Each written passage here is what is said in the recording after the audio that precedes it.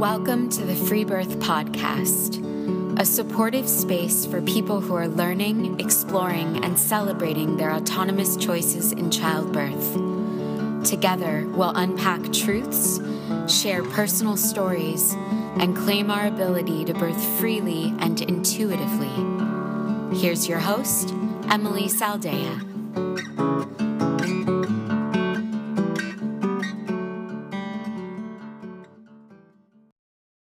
Hey everyone, a quick note here. If you're enjoying the podcast and want to support it, you can go over to patreon.com/freebirthpodcast and contribute. There's $1 a month pledges, $5, and so on. Your support is appreciated. Thank you. This week, we are truly blessed to be honored by Elder Midwife Sister Morningstar, who shares her wisdom on the art of traditional midwifery. You may know her from her impassioned letter to NARM, resigning from the registry, that went viral earlier this year and touched many of our birthkeeper hearts. Sister shares how to start village prenatals in our own communities, to the dangers of NRP and intervening with the natural birth process, to her own incredible mentorship in her earlier years.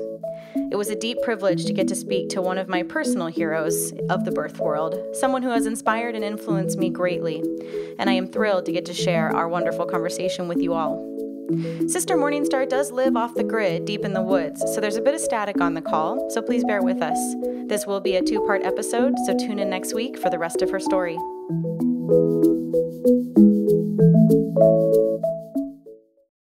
Well, I'd love to just start wherever the beginning is for you and learn a little bit about what your journey into this sacred birth work has looked like. Well, first of all, I want to thank you for taking the time to share a little bit about who you are, because talking with someone is always easier if you have an idea of like what is their voice like, because I can't see you. Mm-hmm. Yeah, so I just want to thank you for that. That was wonderful. Oh, it's my pleasure. Thank you. And let's see. So my people are Cherokee. I was raised, in the woods, but it was, during that transitional time.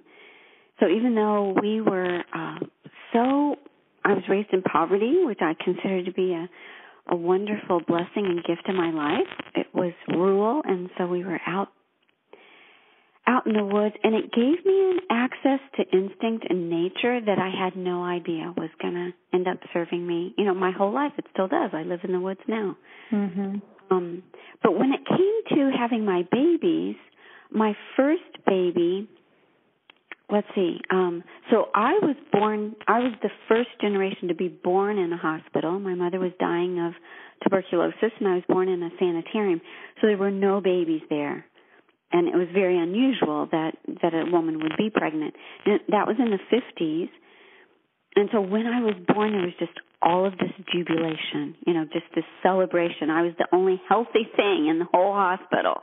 Wow. And I retained that memory somehow of the joy and the excitement of this little child being born. So I was born in 1953 without drugs, and only because my mother was, sick and dying of tuberculosis, and she would, I think, anyway, we won't get into her story. White dear, she survived, one of the few that year that survived in that setting. But that carried so much in my cellular structure. So fast forward in the 70s when I was having my first child, I didn't even know anything about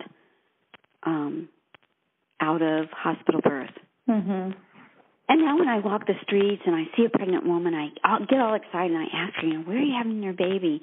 And if she says the hospital, which of course most of the time she does all over the world, then I say, oh, you're having an out-of-home birth. That's great. Yeah, because most of our world population is being born in captivity, and that is a big change. But okay, so my first baby was born in hospital. And during my pregnancy, when I saw the obstetrician, he said, well, I'm going to give you about a 50-50 chance, to have your baby. Our people are little. I was little, and it was based on that, whether or not pelvis could do this or that. I didn't understand any of his words. It didn't make any sense to me. But what I do remember is when I walked out thinking, well, he doesn't, it didn't register anywhere other than three kind of things, which is, one, he doesn't know what he's talking about. He's not a woman, so he can't know what a woman can do. Two, he doesn't know my people, my grandmother, my mother, and they all had babies, and I'm part of them, so he doesn't know that. And three, he doesn't know me. Uh-huh. So he has no idea what I can do. So I had that first child in an hour and 53 minutes. Whoa. Uh-huh. And Did you make made it to the hospital. Yeah. 1975. And so even though this baby was just coming, so fast, still I was strapped down. My legs were tied down. My arms were tied down. And I remember thinking there has got to be a better way to have a baby than this. So with my second child, I had her at home. And that child we had, it was just my husband and I. And, how did you make that jump from, were there midwives in your life that you could have chosen and you chose not? Or how did you make the jump from hospital to unassisted, so to speak? Well, let's see. I don't know if I would, I don't usually use the word unassisted, even though I know people use that word a lot. But I'll explain that in a moment, I guess. But the jump happened during that labor. There has got to be a better way to have a baby than this. And so I guess during that next, period of time or finally when I was pregnant again, by then I just already had asked people, found out, oh, well, you don't have to go to a hospital. You could just have your baby at home. And so I was like, well, that's what I'm doing. Mm-hmm. And the father of my children, I said, that's what I'm doing. And he said, well, I don't know if I'm comfortable with that. And I said, well, you don't have to. You don't have to worry about that. You don't know. It doesn't matter if you're comfortable or you're not comfortable. Mm-hmm. You're not the one having the baby. I'm going to have my baby at home. So we did find a underground midwife, and that time, at that period of time, midwifery was deeply illegal in Missouri. And so we found an underground midwife, and back in the 70s, a midwife meant somebody that loved birth. That's what a midwife was back in the 70s. Yeah. In Missouri and really all over the nation, pretty much. But it was just a woman who'd had her own babies and was high about it and excited about it and decided to help other women be happy and excited about it. So we found a woman who had her babies at home, and so we'd get together for, and play with the baby and talk and plan and all kinds of plans, which mainly had to do with making sure that nobody knew you were having a home birth because you couldn't have a home birth legally. So everything was underground. And of course there wasn't all of this internet and, all of this business didn't exist. So let's see. So the night I had so my water broke with that baby. My water broke and there was nothing, like no contractions. And I already had a baby. So I already knew what happens or what it looks like.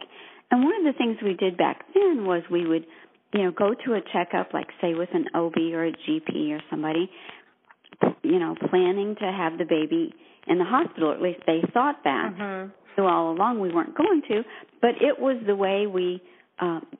There was no magnifying glass on us. The water broke, of course, and there was no contractions, and so we ended up having to lock the doors and take the phone off the hook and all this business. So for 3 days passed, and there's nothing and nothing and nothing. And finally my toddler, who was still nursing, and she'd been nursing every day, but finally one night she had a big old nursing session, and that just, flooded it over. and again, had that baby once the toddler had nursed real good. So the waters had been broken for 3 days, and then she also came in, less than 2 hours. But with her birth, the father of my children was catching her, and so I had my leg up over. No, he was holding my leg up, so I was on my side. So my legs weren't strapped down, and my arms weren't strapped down, and I was on my side, and he was going to catch the baby, but he was holding my leg, and he couldn't do both, and he was like, I don't know what to do. What are we going to do? And I said, well, just bend your head over more, and so I flopped my leg over his neck so that he could free up his hands and catch the baby. And all the while I'm saying to myself, there's got to be a better way to have a baby than this. So with the third baby, I, of course, had a home birth, but I just caught her myself. Mm-hmm. And I was elated. I was like, it took me 3 babies to figure out, so this is how you have a baby. You just do it yourself. You just do it yourself. So that was, of course, exhilarating. And then what happened was, and along with that, the second and third baby, is the same thing that happened in the 70s, is other people were like, wow, I want to do that. And so I would help them and help them and help them, and we helped each other. And then it just, moved along until people were calling me that I didn't know. Maybe they were a friend of a cousin of a friend, whatever. Like somehow they knew somebody that I had helped, but I didn't know them directly, And were you accepting money, or was it just kind of casual? In the 70s and in the 80s, I don't. Again, we would have to define money. Sure. I remember we paid our underground midwife $50. We had actually insurance back in the day. That was back in the day. The father of my children is a scientist, and we could have birthed at the top of the Chrysler Building, Mayo Clinic or whatever, and it would have all been paid for. But we paid our midwife out of pocket. And I remember that first midwife we paid $50, and then with the third baby, I think we paid her $200, and we were just back then it was just like wow. So let's see, in the 80s, yeah. So I'm not saying that we didn't exchange things. We would exchange vegetables, we just took such good care. When I said we paid our midwife, X amount of dollars, oh my gosh, we brought her food. And the same thing. So when I was helping a mother have her baby, we just loved our midwives. It's so different now to hear people complain about their midwife, or this isn't right, or that's not right, or they hope their midwife doesn't make it, or wish I didn't have to call the midwife, or on and on. Oh, we just loved our midwives, and I know I felt beloved, very much so. But I remember distinctly a very different feeling when people started calling me that I didn't know. It was a very different feeling. And I remember feeling like, wow, I don't know you. Like I don't know how you live or who you are or what you. Yeah, and it's part of why I try to really build up community all over the world now, because I think every woman deserves her own community around her and caring about her and loving her. So, but I remember it was at that kind of stage that I had been a pre-med major anyway, but I decided I'm going to look for an apprenticeship. I'm going to look for a midwife and explore apprenticeship. And I found my amazing mentor and studied with her for many years. In Missouri? Uh-huh. In Missouri. And that was in the 80s. So where was kind of the climate of licensed midwifery in the 80s? Well, the way midwifery was it was not licensed, and it's still not licensed, but the way it was kind of, quote, legal is the law at that time defined the, quote, art of midwifery as part of the practice of medicine. So a doctor could do birth. The art of midwifery is the only thing that was in the law. The art of midwifery is part of the practice of medicine. So a doctor could do birth, and we did have one and then two old-time kind of general practice doctors that would do a home birth. One was in Kansas City and one was in St. Louis. Both of their hospital privileges were taken from them, and ultimately their license were taken from them. But and then eventually RNs with advanced nurses practice degrees could do birth, but they were very, very strongly ostracized and shunned and more than criticized, scrutinized if they did a home birth so they could work in a hospital. And then eventually, of course, there were the certified nurse midwives, and they would try sometimes to dabble with out-of-hospital birth, and they still try to. So it wasn't really until the 90s that... Oh, no, we were in the 2000s, yeah. Okay. Before. Okay, so you find your mentor in the 80s. Yeah, so it's just we have a very wonderful state of underground midwives, or underground birth, underground, and even once things did become legal later, much later,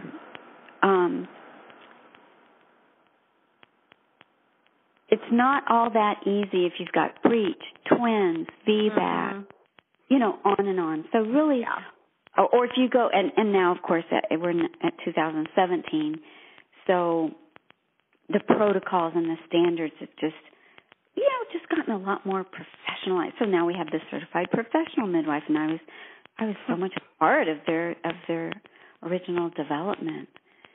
I was on all of the teams and the boards and all of that helped get that going. The first application department was here in Little Rose Cottage on my Holy Land, the first CPM certified. Yeah, so where did you think, when you were so involved with it in the beginning, where did you think it was going? Where did you think it was heading? Well, I can't speak for my colleagues. Of course I can't. But I really believe I and them, most of all of us, we really believed we were saving birth. Mm-hmm. I mean, I know I really believed that. I really believe that almost all of my colleagues, and maybe some of my colleagues, feel like we did save birth. I'm not saying that they don't feel that way, that it was successful. I think many of us. But we thought we were saving birth. We thought, we're going to get midwives, because midwives were what we called midwives. They were what we thought of as midwives back in the day. And anyway, so I just had that wonderful privilege of being with apprenticeship-trained, apprenticeship-based, home birth-based midwifery and birth at the time. And did you get to see and support situations that would be considered in the out in the margins, like breech and twins and all those variations? Oh my goodness, yes. And we didn't think of them as out of bounds or off. We just, it's just a woman having a baby, right? Mm-hmm. She's just a woman having a baby. We looked a lot more at, does she want to be where she's at? Right. Does she want to be at home? If she was at home, because I only did home birth. And, is she healthy? Does she feel good? And if she doesn't, well, how do we get there? Because we had a lot of people who didn't feel good, and then we got there. We knew how to get healthy. And then there were people who weren't healthy and they still wanted to be home. And we were like, well, or they lived, 20 miles from the nearest paved road. So now all the protocols have all of these restrictions of not too early and not too late and not too big and not too small and not too young or too old or and you can't be that far from a transport option and on and on. And we just didn't even have to think about. What we thought about was how help women have a baby, and that meant not checking her blood. I mean, we of course learned how we could check her blood pressure, but numbers and all of that. We had much more 1,000 eyes. I usually call it 1,000 eyes on this situation. Is she? So you and your mentor would come together to these births? Yeah, when I was in training, when I was doing my apprenticeship, her name's Kathy Gallons. I think that's okay for me to say out loud. But anyway, when I was doing my apprenticeship, what she required was that if I was going to be at a birth, I was at every prenatal. Nice. So I was at every prenatal. And then after the prenatal was over, she would ask me so many questions. What did you see? What did you hear? What do you think? And then I would ask her a million questions, because we might see one woman and she would have a little bit of a higher blood pressure, or maybe she had a partner that relationship troubles or this or that. But let's say she had a blood, and so then she might recommend XYZ. And then the next woman have the same blood pressure problem, same maybe, and she'd recommend something different. And so I'd ask her, why was Mary Ann, you said this, and Betty Jo, you said that, and we also served the Mennonite community, and, wide variety, doctors and police officers and the poor, and, just the whole, because everybody was underground if they wanted to have a baby at home. And what a teacher, I will say, as part of this, newer generation of birth attendants, and being way more in the professional, certifying all of this, arena, that as a midwife's assistant, I have always felt very uncomfortable showing up to a birth to assist, never having been there before, never having met this family. Well, and you should feel uncomfortable. Right, exactly. But it's how most midwives do it. It's weird. Yeah. Oh, yeah. There's just nothing natural about that. So then we would go to a birth, and if that birth lasted 3 days, we did not leave for 3 days. Totally. And then after the birth, it didn't matter if it had been 3 days.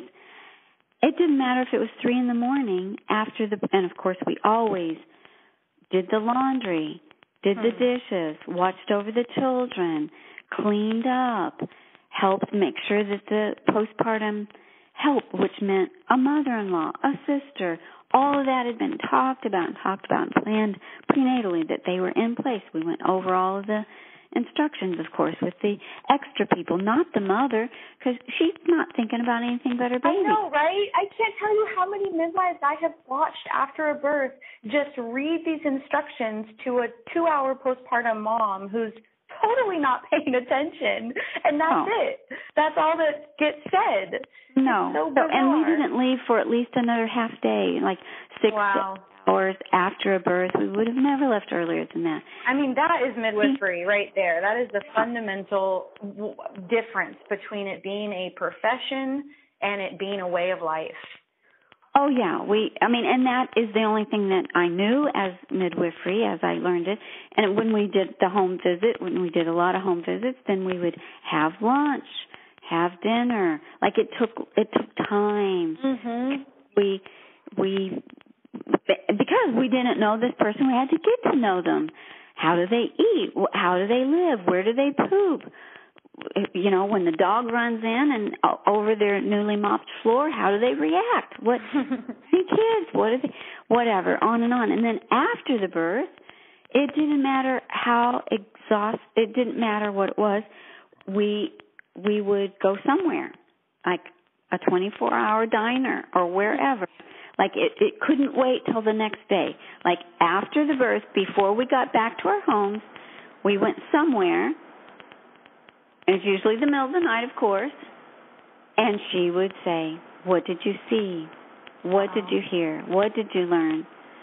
And I would ask her my questions. Well, when that happened, what, and the sequence, and why that before that, and on and on. So that all happened after every single birth.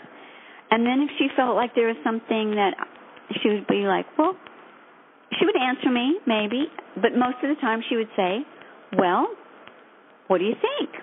Why do you think it happened like that? What do you think that is? Or let's research it. Let's look it up. So this was my apprenticeship. That's amazing. And it was amazing. And I was not reimbursed or paid for any of those births, of course, because I was learning. Mm-hmm.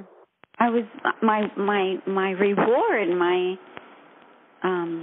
my wealth was that I was learning. And of course, I brought her food and brought her everything. We just loved our midwives, and I felt loved as well. Is your midwife, is your mentor still alive today? She is still alive. She's a little bit older and resting, I hope. Yeah. How special. Wow. And do you mind if I ask what in those days, because perhaps it changed for you and perhaps it didn't, in terms of medical supplies, you mentioned blood pressure, what other kind of stuff, if any, were you guys bringing to birth? Well, we would bring homeopathics or some herbs. Usually, if we'd already, we had visited the family, then we knew what herbs were growing outside their home. We brought chlorophyll water. We brought a fetoscope. We didn't have Doppler. We didn't use Dopplers. We more brought resources that had to do with, like, is this twins? Do we need an extra set of hands? Mm-hmm. Is this, is it a VBAC? Is it a woman that's scared? Does she have epilepsy? Like, what resources do we need? A calm mind. We brought a calm mind, a clean spirit. We brought good connection between each other. We would pause before we entered. Are we on good terms with one another? Let's see. So no, like oxygen or Pitocin or... No, we didn't bring... I've never... And then we eventually, in the 90s, maybe later 90s, we got an oxygen tank. So by then, NARM was originally just a registration exam. It was a volunteer registration exam before it became a certification process.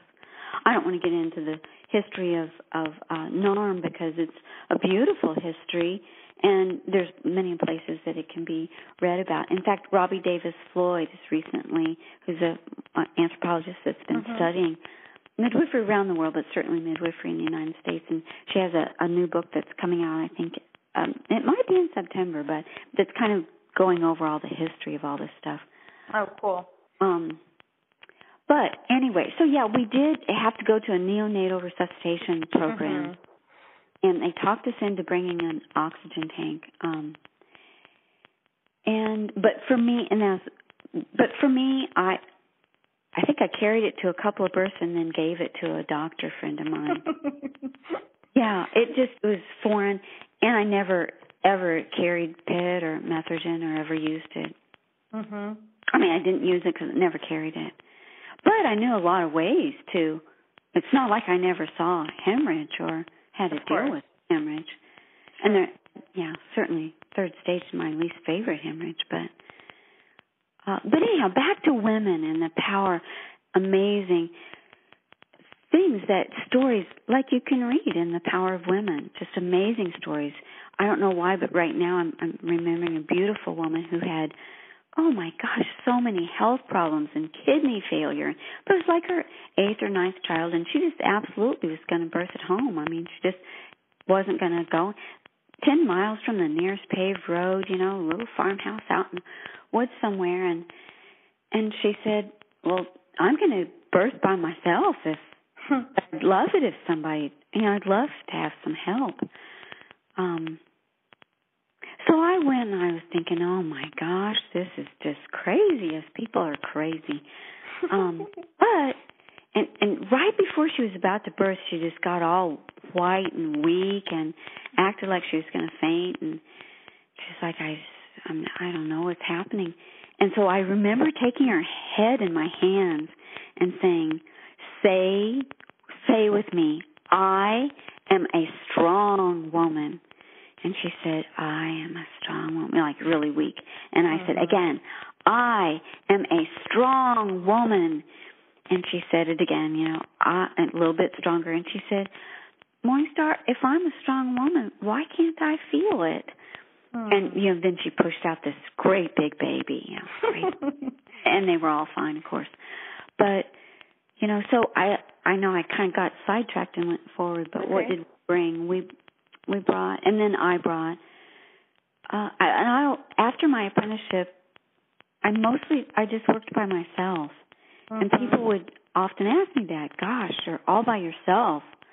Aren't you afraid or that's dangerous or whatever? I shouldn't say I worked by myself because I didn't think of it that way.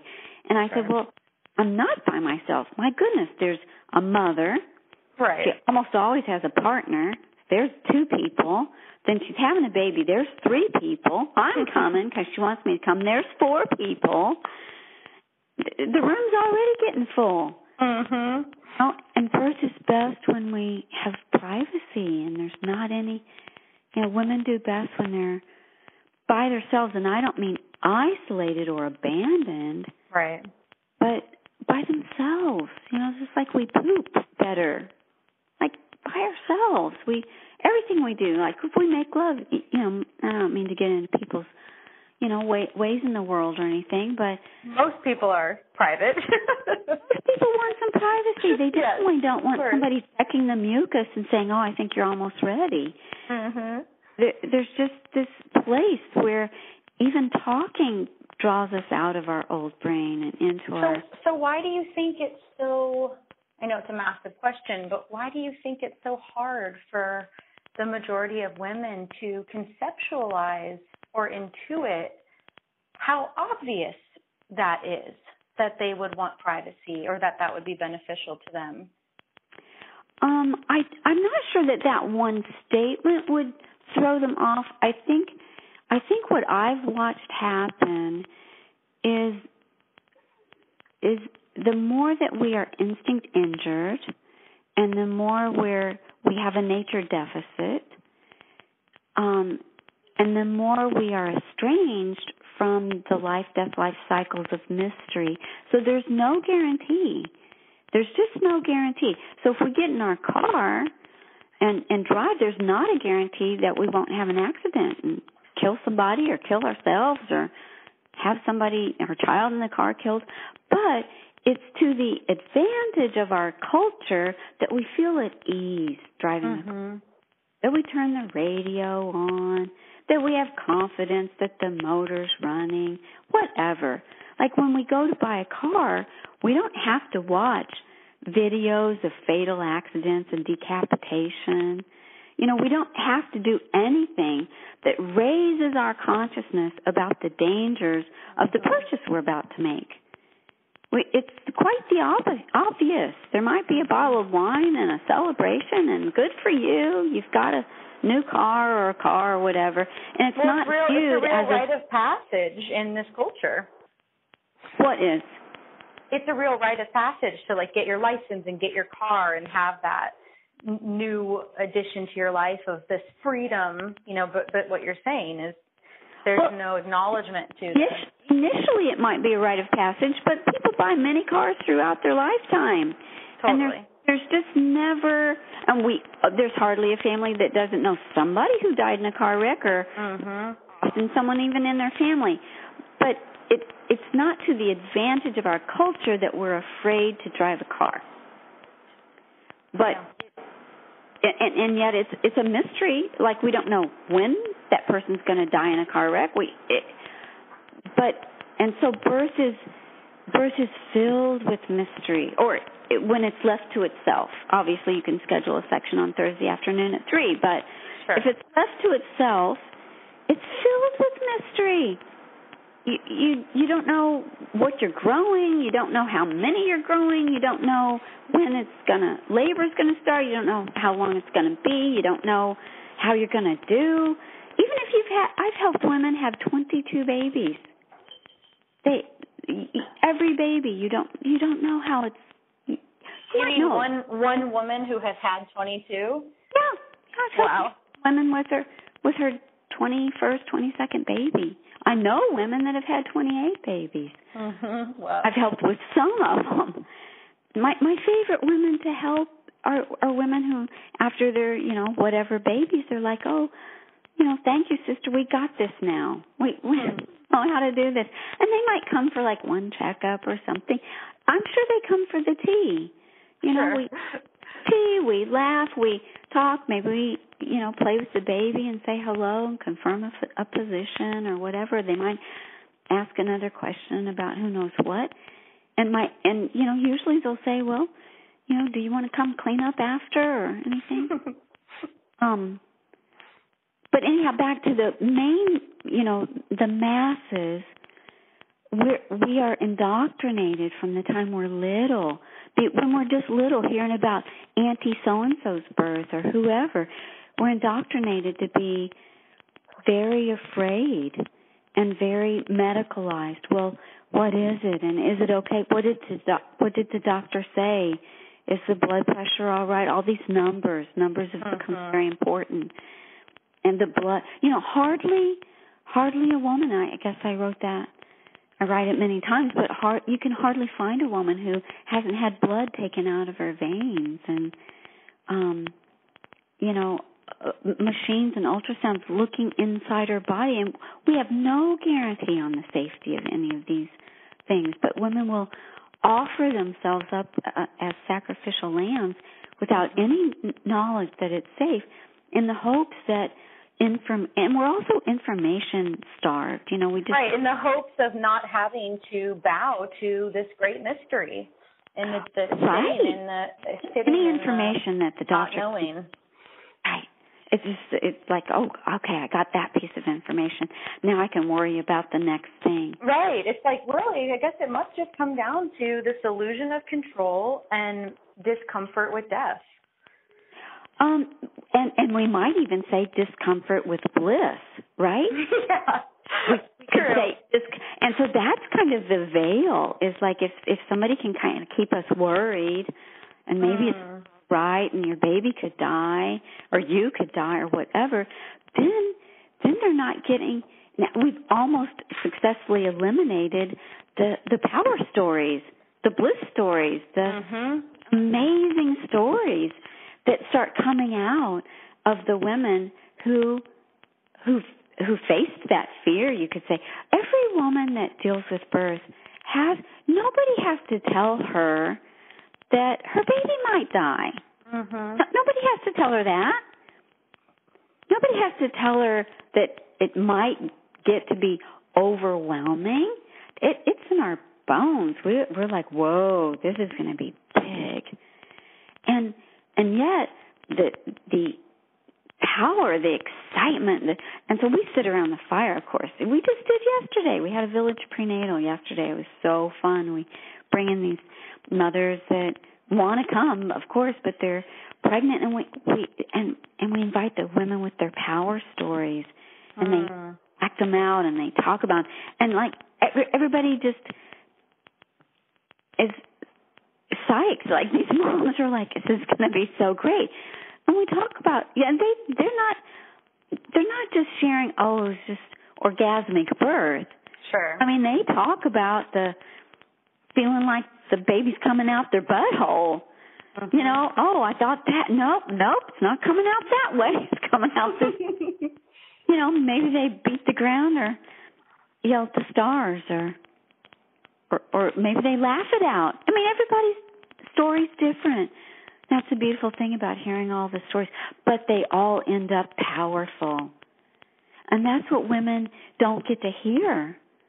And we're in such a culture of, placating this guilt and shame. And, I've birthed with so many women who have had wonderful births or wonderful postpartums or easy times breastfeeding, and they'll admit to me that they're afraid to tell anybody, and they don't want to hurt anybody's feelings, and they're afraid to tell anybody how easy postpartum was for them or how much they're enjoying waking up for these feedings. You know, this mind-bending concept that they're allowed to love the journey, you know, because the person next to them had a traumatic, you know, C-section or was violated or can't breastfeed or whatever it is. So it's silenced. Like you're saying, it has silenced the blissful or powerful stories. Well, what really silences it is if it starts eliminating it. You know, so like if there aren't any stories left. So if you are a woman who you're born by a cesarean, your mother was. So when I go to Russia, we're approaching the 4th generation of cesarean-born mothers. Wow. And then they're trying to have an out of hospital birth. Mm-hmm. And they're underground too, of course. But where are the stories? Because the mothers don't have them, the aunts don't have them. Now that's really silencing. What you're talking about is a very unfortunate, instinct-injured Western female, Western-raised female. By Western, I don't mean Old West, but the West that's kind of globalizing the planet. And that is, we don't want to hurt anybody's feelings. We don't want to make somebody feel bad. We don't want to look superior. And that is a self-silencing. Yeah, you're right. Silence because we don't have anything to say. And that's not even the woman who's said, please don't talk to me about that, which I wish more women who were pregnant and then someone's telling them a horror story. Right. They would, please don't tell me that story. You know, and I know with my daughter when she was having her first baby, 3-day labor, 43 weeks, 3-day labor, pushed 7 hours, like this long experience. And that's what she said, you know, toward the end is, tell me the stories of the women who didn't give up. Oh, that's beautiful. That's what she wanted to hear. But so these other women, we've got to, if we start creating more women's circles and village prenatals, by a village prenatal, I don't mean that somebody's checking someone's pee, but we're gathering together in the communities, taking back birth in that way of like knowing the women that are pregnant, feeding them, laughing with them, walking with them, getting to know their baby. Those mothers, no matter where they're birthing, are birthing so much better. We're just changing statistics like crazy because they're not afraid of birth. They're just hearing all these power stories. They're getting excited. And not being afraid of facing something mysterious is very different than facing something mysterious if you're afraid. And same with breastfeeding. You know, how many women have said to me, you know, I was having all these troubles, and then I realized I had never seen anyone breastfeed before. Right. And it just wasn't even in their reality. It was like conceptual. Right. Of course. Absolutely. And that's my big concern. I'll see if I can articulate it very well in this moment, but you mentioned it already, but losing connectivity to nature, which we already have. I mean, we're generations deep into that. I feel like we're looking around and we're seeing that we're losing biological functions. You know, we're losing birth being normal and easy or breastfeeding being normal and easy. Right. And I don't mean to idolize some ancient time where everything was perfect or anything like that. But, you know, we do know that when you live in villages, or even like you're mentioning these village prenatals, when you look around and you see women who are weeks or months ahead of you who are breastfeeding or healed or hearing their power stories, I mean, that creates a normalcy and an actual tangible reality in your brain that the majority of women don't have. But we can reclaim it. And like for me, little village community at a time. So even in Moscow, where there's just concrete, we will go down to the bottom floor and walk outside and howl at the moon. I mean, we can start. There's stars overhead. There's underneath of the concrete. We can. Yeah, there's dirt somewhere. We create songs. We Hey, can I sing you one of them? Of course, yes. Okay, I'll share it because we'll share it with the world. It just came out of our little community here, but I sing it all over the world, and we sang it yesterday. So it's like this: precious child of the universe, come on through, come on through. Precious child of the universe, come on through, come on through. It is just a tiny trip you can do, you can do. It is just a tiny trip you can do, you can do. So stretch your little toes and wag your little head. Your mama wants to nurse you in her snuggy-wuggy bed. Precious child of the universe, come on through, come on through. So we often get the women in a circle and that are pregnant, and we dance around them and we sing that song until it's just in their bones, so that we've created an elephant circle, so to speak, that's with them when they're birthing, even though we're not there. It's so beautiful. It's so easy. And it's so easy, exactly. But we've just got to start creating them all over the world and letting the community not be afraid to, like, tell the happy stories, tell the power stories, touch the belly, talk to the baby, rub the feet, feed the mama. You know, because we've just handed that over to a professional, and they're just a terrible job at it. Well, and like you said, I mean, when I don't know if you said this on this call or when we were talking earlier, but when people come to these gatherings, it doesn't matter where they're birthing or how they're birthing; they just get to show up as pregnant women in that space. Yeah. So, do you have any sort of, I don't know, like tips for somebody who's listening who wants to start something like this in their community? Sure.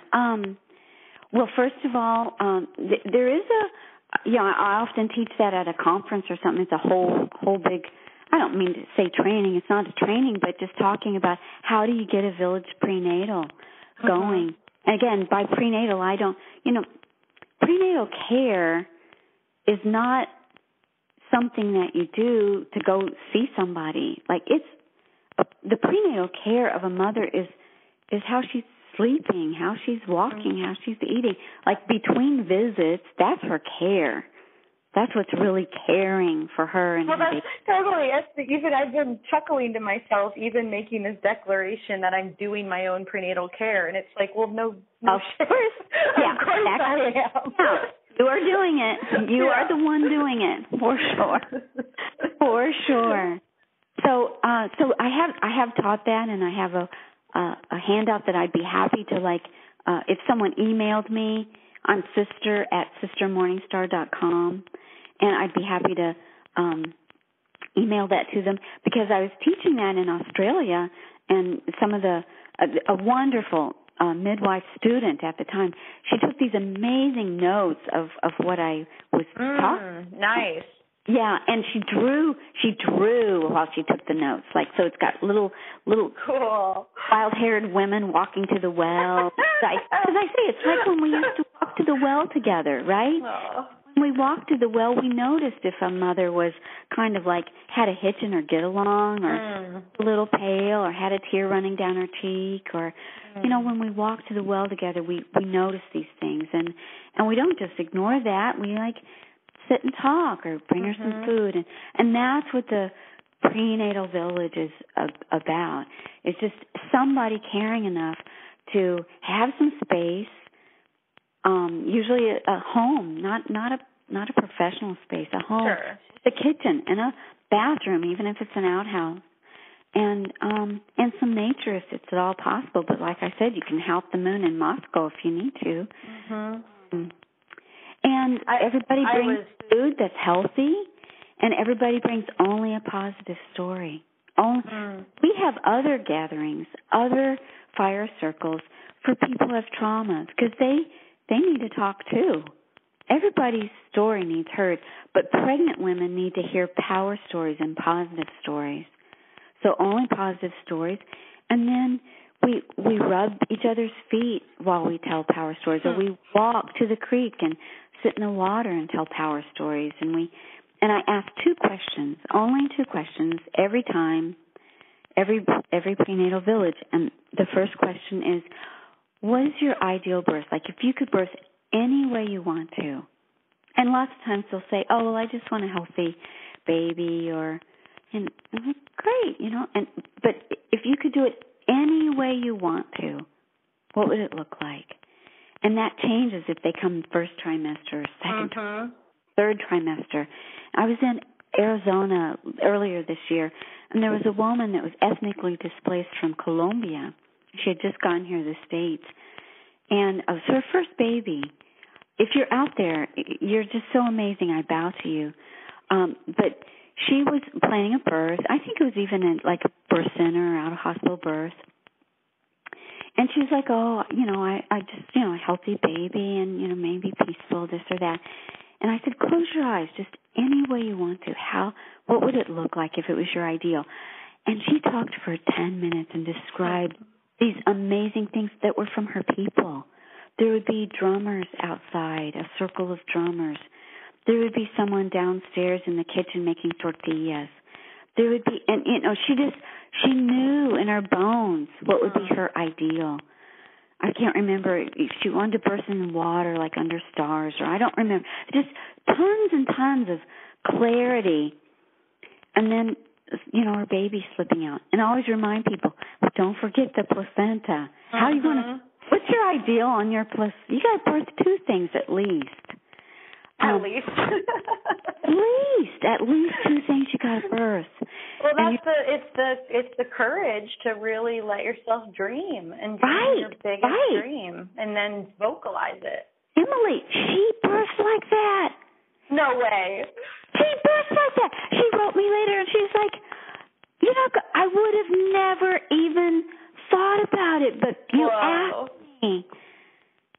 And that's why I asked you, and I'll keep asking you as you move along. I'm sure I'll talk to you again and see you again because you're a beautiful being. But she births like that.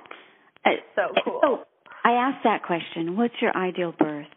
And then I ask, right now, what's your biggest fear or worry or concern? And if they've got other children, often they're concerned about how their toddler's going to do, or if they've torn before, they're concerned about, their bottom tearing. There's so much trauma right now with pelvic trauma. Terrible. It's unnecessary. So awful. We've just got so much to reclaim, and we can reclaim it. But I have them close their eyes and just, what is your ideal? And then what is your concern? And then the other thing in the prenatal village is we don't solve people's problems. We don't tell people what to do. We don't say, oh, you should do this, or, even if they say, oh, my concern is XYZ, we have 2 responses besides our stories. Our stories are our stories. If you can get something from them, great. And, of course, people do. But the response to their ideal birth, collectively we say, may it be so. And then when they tell us their concern, we say, we are here for you. And, of course, we tell stories, and sometimes the stories have all kinds of ideas in them for people. Sure. That's beautiful. Well, with your permission, maybe I can share the prenatal village handout with my networks for women who are interested. Yeah, we could do it that way. That would be so much easier. That way you don't have to individually. Remember, I'm off the grid, so I only go to town sometimes to do email. Yeah, we'll keep it simple. Yeah, I'll make a note of that, Emily, and That's beautiful. Emily, because I have your email address. It's making me think of a couple months ago. I was invited when I was in Maui last. I was invited to an elder circle, and it's typically just elder women, and one of the women brought me. And so it's just in a beautiful home in Waylo overlooking the ocean, and very similar. They all knew the ground rules, so they didn't go over any of that. But it was, there was a topic, and I guess they met every Friday, a beautiful, beautiful group of women all over, I would guess over 55 maybe. And there's a topic every week, and then everyone just took turns sharing however they organized around that topic and whatever it was that they had to share. And I have done a lot of those circles with women my age, but I'd never been in the presence of elder women doing that. And I was so struck with how beautiful it was and how the same it was of the space that we were holding, you know, many decades younger than these women. And they did similar stuff where they had a response. They didn't fix anyone's problems. They just said I can't remember what it was now, but something like that to everybody. And I think it was just, I hear you, or something beautiful and simple. And I walked out of there thinking, this needs to happen for pregnant women. And oh, so yes. It's exciting to me to know that it's now you're going to get it going. Yeah, exactly. Wherever you are. Join us next week to hear the rest of Sister Morningstar's story.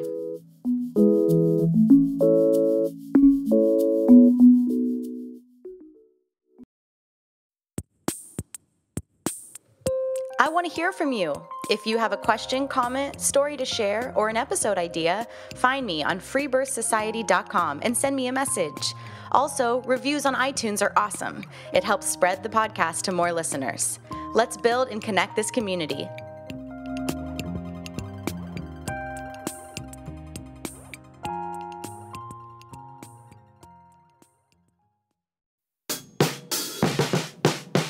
That's it for today, everyone. Join us next week for another episode of the Free Birth Podcast. Thanks for joining us, and remember, your body, your choice. Lots of love.